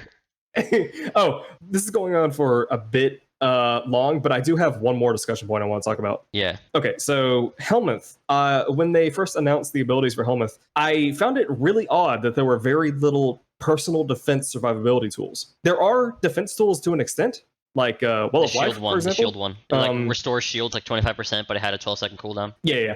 There are a few, but they're really oddball and they're not like completely personal. Like Well of Life can be classified as defense power, but it's not something that you can easily activate. You have to have an enemy around. Eclipse, it's not consistent, and Defy had an armor cap and was also not consistent because you need enemies to be around. There wasn't any defense power in there that was really easy to activate like on the spot. There was no personal invisibilities. There is Cloak Arrow, but that's not a personal invisibility. There's other than that, there's no invisibilities. There's no Iron Skin level of defense. Do you think that was on purpose, or was that just coincidence? Technically, I'm not sure if I actually agree with that or not, because Blood Altar. Well, I can't say it. Blood Altar is one of the abilities that we can get from the helmet system. Yeah, but it's a stationary thing. You know what I mean? When I say personal defense tools, I mean something like Nezha's Warding Halo, Iron Skin, Invisibility, shit that follows you around that can be activated. What am I thinking of? Revenants, fucking Mesmer Skin. That's it. Ballistic Battery for Mesa. We're getting Shooting Gallery. Yeah, we're getting Shooting Gallery. That's a CC. I'm talking like her. Is it Ballistic Battery or is that her one? That's her one. Ballistic Battery's her one. I mean her Shatter Shield. That's it. Fucking hell. We didn't get Shadow Shield. We also, and this was pretty obvious, but we didn't get Pop Rocks from Gara. They seemed to purposely push away from anything that was a defense tool that would actively attach itself to you. Well of Life doesn't. Eclipse does, but it's inconsistent. Defy does, but it's also inconsistent. And I found it odd that they did that, but they're allowing you, but they decided, hey, let's give everyone fucking Warcry and Roar. Granted, they nerfed it later, but you know what I mean. am really surprised that they didn't put in Grenade Fan for Proteas. Same. That's because- all I fucking wanted. Dispensaries, like, I mean, we already have energy pizzas and shit. Why are we getting this? Yeah, and the reason for that is I found it surprising for a different reason, because the dispensary is really fucking strong in its own right for that reason. Fucking Grenade Fan, it's okay, but in order to do its most damage, you need to pair it with a fucking turret. And Shield Satellites, it's also okay, but you also have to cast it again when the overshield runs out, or when the shield runs out. So I was like, you're gonna give us Dispensary, which can fucking guarantee energy to anyone at any time, and you're not, and instead you're gonna get rid of fucking Grenade Fan? Because in my opinion, at least before the nerf, again, they didn't give us fucking stats. They didn't give us variables for these nerfs, so we have no idea how effective they're gonna be. But assuming that Dispensary can still get through one cycle and still drop at least one energy orb and then you just recast it, that's really fucking good. Now, is it beneficial to frames with no survivability? No. But I would argue there's more frames that would benefit more from Dispensary than Grenade Fan. So if you wanted to give an ability that wouldn't be abused, I would probably have picked Grenade Fan. Now, yes, frames like Vauban would have been able to use it very well, but I don't think there'd be many frames that could abuse Grenade Fan nearly as much as Dispensary. That's just me, though, because energy conversion is such a huge part of builds nowadays, especially anyone with a channel. So Baruch, Excalibur, Hildren, anyone with a channel really benefits from energy orbs. Though Hildren has her own way to get energy orbs, but you know what I mean. Yeah, looking back over the list of abilities that they nerfed for Helmet System, they did hit a lot of the good ones like Roar, Clips, Warcry, and Dispensary. But interestingly enough, they didn't hit Null Star. They didn't hit Will of Life. Yeah, Null Star. They actually, that's one. They didn't hit Elemental Ward. I'm surprised by that. Those two, yeah. They didn't. Okay. Even though it's technically CC, they didn't hit Rest and Rage. And I bring that up because, as everyone knows, Equinox enables easy farming in Adaro because just spam fucking Rest and then just speedrun with melee. Yeah. Put that on any Warframe. Fucking, you can level any weapon you want, even without having an Equinox now. But yeah, those three, they haven't been hit by the nerf, at least not yet. Blood Altar, it is stationary, but it's still technically a healing kind of thing. And although this just mostly applies to Hildren, but Hero's Condemn hasn't been hit by the nerf either. Yeah. I completely forgot about Null Star and Elemental Ward. Completely forgot about it. So in that case, I'd probably just put Elemental Ward on anyone without any survivability. Just give them like HP out the fucking ass, dude. But at the same time, they did say that you can only have one damage buffing ability per Warframe. And Chroma, I think it was Fire element that gives more damage. I'm not sure. But Fire is health. I don't think any of the elements for Elemental Ward at least give you damage directly. You get a damage aura, but let me see if I remember the effects. If I remember right, it was okay. So Fire was health, Ice was armor, Toxin was a damage aura, and I think Electric just reflected and amplified damage taken. Yeah, it was a stun. I don't know if those count as damage buffs according to DE system. They were very vague about that. It does reflecting damage count as a damage buff? Does the aura around yourself count as a damage buff? I don't think so. Again, D's really fucking weird about that. They're not giving us any info. They're being really skittish about it. But yeah, I think fucking I think you can get away with doing something like Elemental Ward Vauban. Like, remind me, does Overdrive affect power strength? I don't think it does. Overdriver is affected by power strength, yes. No, I mean, does it affect power strength? Does it boost it? No, it only affects the damage of your weapons and Fleshhead Orb. It doesn't affect your actual ability, power strength. Okay, well, doesn't really matter that much. Either way, Elemental Ward's probably going to be really fucking good on him, just for the extra HP. I guess you could do Null Star, but Null Star has always been weird to me, especially because you need an augment to recast it. That always bugged me. Null Star, in my opinion, Null Star only really works if you have low duration, because obviously every single particle you get from Null Star gives you 5% damage reduction, and you lose each particle because they fucking automatically seek enemies that are near you, so you're kind of forced to build for a low duration to balance that out. And low range on Vauban, that's... No. I don't want to call that bad straight away, because I think I might be able to experiment with a high strength, low range build, maybe playing around with Photon Strike, even though it's a bad ability. I don't know for sure, but on paper, I don't think it would be good to have low range on Vauban of all frames. So I was considering just fucking slapping on Elemental Ward and maybe going for the increased shield / reflect damage from Shock, or just straight up armor from Ice. But at the same time, I was looking over Eclipse from Mirage, but they said earlier, like, oh, it's only 1 damage buff per Warframe. And Overdriver technically increases your damage, but it's 1 in 4 abilities, so I don't know if they would include that or not. Yeah, again, they're very fucking vague about that. So I was actually going to ask you, but you kind of just answered. You already answered it, but I'll ask you again anyways, just to clarify. Yeah, what are you going to put on Vauban? I know you can switch at any time, but what's your first pick going to be? It honestly, like you said, because they're being vague as fuck about it, it depends entirely on if they count fucking Overdriver as a damage buff ability or not. If they don't, I was actually just considering going for Eclipse because having a damage buff and damage resistance in one go just seems fucking busted. Even though I know Eclipse is unreliable as hell because it relies on the lighting, I know that's how it works, but I imagine you could just abuse it by just standing in the shade and just fucking going ham.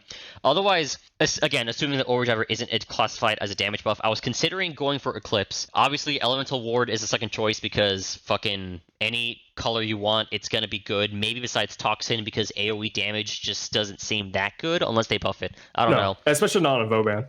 Rest and Rage, I'm only going to slap it on for farming Forma, obviously. What else? Fucking... This is going to sound weird, but I was thinking about putting on Smite because I was giving some thought about...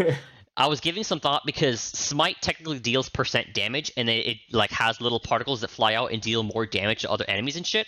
And it has a chance of applying radiation. I mean, the first hit is guaranteed radiation, but the particles that fly away from that are chance of radiation. So what I was thinking before, or at least what I was thinking recently, was making a Vortex build and just spamming Smite in that bitch. I was thinking about it, but because otherwise... at least for me, those are the 3 primary powers I've been thinking about.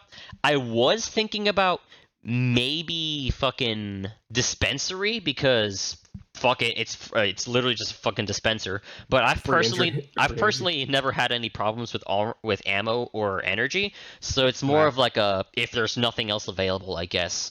Otherwise, everything else has just been maybe, I mean, Quiver looks interesting, especially with the augment, but otherwise, I've been mostly eyeballing fucking Elemental Ward, Rest and Rage, and depending on Overdriver being a damage buff or not, Eclipse and Smite. I am going to put Zada's Whisper on Hildren and make her one-shot everything. Because Zada's Whisper is a damage buff that grants void damage to all your weapons, including exalted weapons. So I'm going to give that to Hildren. I already know for a fact that Hildren players are going to put in fucking Harrow's Condemn on her kit just so they can get fucking infinite shields basically by pressing one button. But I think the opposite would also go for Harrow, where people would put Pillage. People will put Pillage on Harrow because even though the change in the workshop says that Pillage in Helmet system would give energy instead of shields. Oh, actually, no, my bad. It would drain energy instead of shields. And Harrow can kind of generate energy for free by just fucking being able to aim properly and channeling his 3, I think. So I'm wondering if that would actually be a good idea on him or not. I don't play him that much, so I don't know, but I'm curious. I can guarantee you, he's one of my favorite frames. Probably. So my top three are Loki, Limbo, and him. At least for the time being. Zada might replace him, but I don't know. So it would definitely be worth it because with Harrow, you actually struggle to burn energy. He's like the exact fucking opposite of Grendel. I find it really difficult to run out of energy. So spending energy to cast out a shield-sucking wave that you don't have to aim, that has a max range of something like 70 meters. Something like that. And here's the best part. Harrow's abilities are you benefit a lot with duration for Harrow. He really likes duration. If you have duration, your 4 crit buff lasts longer, its invincibility phase lasts longer, your energy buff lasts longer, and your health buff from his 2 lasts longer, and the attack speed buff on his 2 lasts longer. So he really likes duration, and the range on Haven is not based on your range stat, it's based on duration. So the higher your duration, the farther out that wave goes. It's exactly like the Molecular Prime. And I guarantee you, if you play Harrow, any Harrow worth their salt is going to replace their 1 with Haven, without doubt in my fucking mind. Now, will you have to work harder to get headshots? Yes. But at the same time, there's plenty of weapons in this game that can get you headshots very easily. So, it's not a problem. One of my biggest issues with Harrow is you have to fight your own teammates to get your shields. to be able to do his fun shit in the first place. With Haven, you don't really have to do that because you don't have to aim at a spawn location and hope enemies are coming through there before you kill them. Haven is like a 70-meter map-wide fucking armor shield drain that returns shields to you, and it doesn't go through obstacles, so it needs line of sight, but it's like 50 or 60 fucking meters long when you have really high duration. So if you play Harrow, you're definitely going to want that, and plus, it strips armor. So it's like, that's just a bonus. You're essentially doing more damage with Haven. But yeah, and regarding helmet abilities in the first place, there's a number I've wanted to try, but I'm afraid to speak up about them because when we did that, it's like, haha, fuck Warcry, fuck Roar, get nerfed, idiot.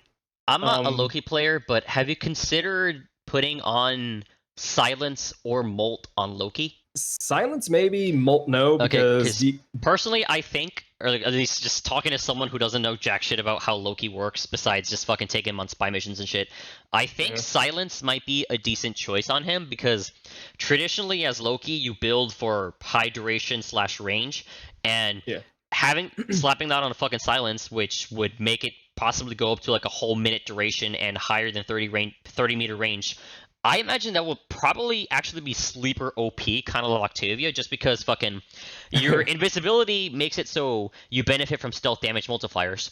Turning on Silence makes it so you temporarily stun enemies that are near you, and when they're stunned, they're also affected by stealth damage multipliers. And because you're Loki, you naturally have a high duration and range, so your range and duration while that's active would be increased definitely.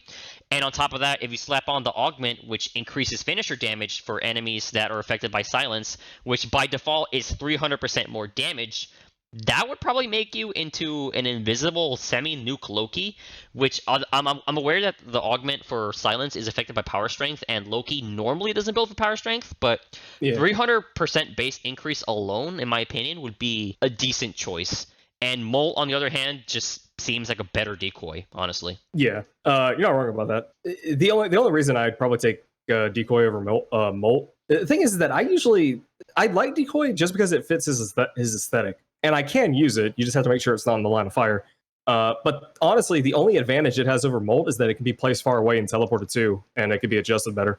But like that doesn't really matter when it dies in like 2 hits, not even 2, 1 hit. But yeah, there's like I said, there's a number of abilities that I want to put on him, but I can't say anything because I was doing some experimental tests, like a what if test. I had a friend of mine go into Simulacrum with me. I think Brozyme did the same thing, but he actually published what he was talking about. And I found some shit that can really benefit him. It doesn't require any power strength. It just goes on him. And, well, if I say that, it gives away too much. Fucking. I want to at least try it before it gets nerfed. Because I'm pretty damn sure if it works the way I think it is, it's going to get nerfed heavily. Purely because of how invisibility works. I know I'm being incredibly fucking vague, but there's a power that can be donated to Loki, and if it's combined with invisibility and how it works with a very, very specific weapon, it causes it to be incredibly fucking overpowered. And there's more than just that combination. There's like 2 or 3 more that weren't on the nerf list, so I'm keeping hush hush about that. I will probably show you when the system comes out, because I don't think you'll spread it. You're not one of those people be like, hey, let's get this nerfed. It's stupid. It's really fucking good, and I don't want them touching it before then. Side question about decoy: do you actually run either of the augments on decoy? When I do so there's 3 ways I play him. I have Radial Disarm, which is for anything where you don't really need to kill anything. You just need to stall out the timer. I just keep people locked down until the mission's over. And then there's Duration, Invisibility for, I guess, Exterminate, because you have melee damage multipliers. Actually, well, no, I'll finish the question. I was going to ask a question in the middle of your fucking question, but we'd get off track. I'll try to remember afterwards. Decoy, I usually use with the Switch Teleport Augment in my invisibility build because you're already running Duration. And when you have Duration, it increases the invincibility period from the Switch Teleport Augment. Yeah. So you can make decoy invincible for, I think, like 30 seconds. So it's like 30 seconds in which your decoy is completely invincible. And because it has higher aggro generation than even objectives, it gives invisibility Loki a CC option. You could just run hybrid of Radial Disarm and invisibility, but because you're running hybrid, you're losing out on invisibility time. But yeah, I use the Switch Teleport Augment every now and then. fucking ninjutsu vanish decoy augment is absolute trash. It just looks cool. Yeah. Like it's like, aha, I died and I'm switching place with my decoy. The problem with that is that the decoy has to be out on the field and not die, and it has probably 10 HP. I'm pretty sure that the Grineer workers that actually do not fight you at level 1 could beat a decoy. I would not be fucking surprised. I'm kind of surprised they didn't give decoy some kind of scaling, like for Rhino's Iron Skin, where it's like 4 seconds, it's like completely immune. Whatever damage it takes, it absorbs, and then after 4 seconds, it just added to his HP pool. I'm surprised they haven't done that. That's actually how Molt works, if you didn't know. Like, Why haven't they done that then? It just makes sense. I don't know. It's funny because they went out of their way to touch abilities like Banish and a few others when they introduced those nerfs. They were like, hey, we're also introducing a few base changes to how these abilities work. These will affect everyone, including the transmuted versions. And they adjusted a number of things, including Loki's decoy. I can't remember exactly what they did with it, but it wasn't a buff. It was a visualization change. It can now benefit from 2-tone energy colors. So someone looked at decoy and said, you know what this ability needs? It's very weak. It has level 1, does not scale with level. It has like 10 HP. It is a worse molt, and no one uses it unless they use the Switch Teleport Augment. You know what it needs? 2-tone energy color. That's exactly what we need to give this ability first and foremost. So they did that, and that's all that ability got when they were talking about the helmet system. I don't know why. I would argue that decoy is probably the worst ability in that set, because I can't think of anyone who would want to use it or could use it better than what Loki can, because the Switch Teleport Augment. I'm sure there's someone, because there's like 1,000 different possible combinations, but fuck, it doesn't come to me. So there was a question I wanted to ask you in the middle of that question. So you were talking about silence earlier. Yeah. I could be completely fucking wrong on this, but stealth damage multipliers only apply to invisibility, yeah? Invisibility, yes, but also on at least if you're talking about the effect of silence, it makes it so enemies. Hang on. I fucking misspoke. I'm a fucking idiot. I meant to say stealth damage bonuses only affect melee, right? I actually not sure about that. Let me see if I can double check that. Do double check that, because in that case, I think it wouldn't really help him, because he gets stealth attack damage multipliers anyways, and he can even get them with Redeemer shots, which is why Redeemer Invis Loki is so good, because you get like a 700% damage bonus on your melee, which is fucking incredible. If I were to give, so this wasn't on my list of ideas to experiment with, but if I were to give Loki something that I can give away without fearing DE will nerf it because I don't care, I'd probably give him Radial Blind, because it is it's a CC. So it's already good in that regard. It blinds enemies, so you can use it with radial disarm and not need invisibility, because they're blinded, and you get stealth damage multipliers on blinds. It's why Inars is such a good melee frame, because his sand blinds enemies and he gets stealth damage multipliers. And just like silence, it has its own version of that augment, where if you blind enemies with radial blind, they take 300% more finisher damage. So it's essentially silence, but it's a better CC. Also, finishing on that, yeah, it does look like only melee is affected by stealth damage multipliers. Yeah. They tried to nerf stealth melee multipliers. I think they at one point wanted to make it so that Redeemer couldn't be affected by it, but it still is. So 145 heavy gunners typically get one shot if you aim at their head, because 700% damage multiplier is insane, even if it doesn't scale off of your power strength. In fact, that's actually a hint to what I'm doing. So I'll restate that again. I'm fine with risking this. Stealth damage multipliers, 700% does not count as a damage buff. So think about what you can put on Loki to achieve that, to make it even better. You can give him any damage buff. I feel like you're trying to make a reference to that one old as fuck build people were running, which I think was a combination of Banshee, Savage Silence, and that one fucking Excalibur augment that I think was for his Radial Blind, that makes it so like blinded enemies take like 500% more damage or some shit. Yeah. So again, that's a very fucking obvious hint. But again, this is something I'm not afraid of losing, because it's not the main thing I want to try. But yeah, any stealth frame, including him, get a 700% damage multiplier that does not count as a damage buff. So you can give him Zada's Whisper. You can give him Roar. They didn't even touch Zada's Whisper. So granted, we don't know the value of that thing. You can give him War Cry. give him faster fire rate DPS. You can definitely turn him into a DPS weapon wielder like Chroma and Mirage. I just don't think he'll be as good as them. I think Chroma and Mirage are going to be the top tier weapon slinger frames, but you could definitely amalgamate Lugi and any other invisibility frame like Ash, for example, even though he doesn't need it. You can amalgamate them into weapon casters, but they're specifically restricted to melee and probably Redeemer. Like, just use Redeemer as a ranged weapon and go through Exterminate with fucking Warcry, Zada's Whisper, Roar, Loki, and just abuse the fuck out of the massive damage multipliers you can get off of that. But yeah, I don't think they realize that stealth damage multipliers are technically a buff to those frames, and I'd be surprised if DE was able to think ahead and have that not be a thing, because you have to keep in mind this is the same company that forgot that fucking auto-installing Ayatan statues is locked at MR8 or MR10 and decided to make Helmuth locked at MR8. So I would be really surprised if they actually remembered to check for that. Big brain moves, am I right? Yeah. Jesus.